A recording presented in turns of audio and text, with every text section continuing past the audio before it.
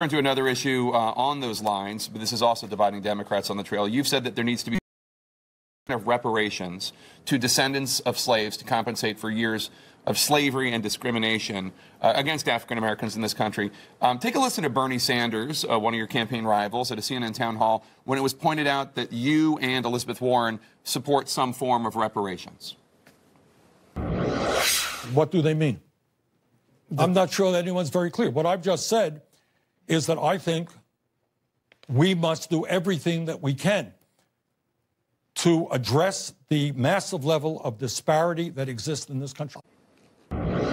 So what do you mean? Do you think that there should be actual monetary payments to descendants of slaves? Do you support more like what Senator Sanders is talking about, policies such as child care and education that help those who are disadvantaged? Well, you know, what I said was that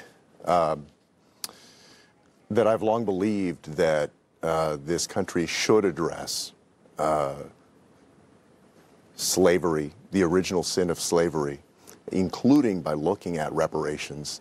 And if I'm president, then I'm going to appoint a commission or task force to determine the best way to do that. There's a tremendous amount of disagreement on how we would do that. But let me just say something about Senator Sanders' response there, because he was also asked this question in 2016. Mm-hmm.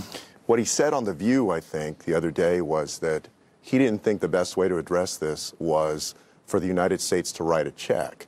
To my mind, that may or may not be the best way to address it. However, it's interesting to me that when it comes to Medicare for all, health care, you know, the response there has been, we need to write a big check.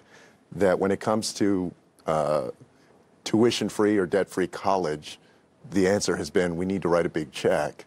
And so if the issue is compensating the descendants of slaves, I don't think that the argument about writing a big check ought to be the argument that you make if you're making an argument that a big check needs to be written for a whole bunch of other stuff. Interesting. So if under the Constitution we compensate people because we take their property, why wouldn't you compensate people who actually were property?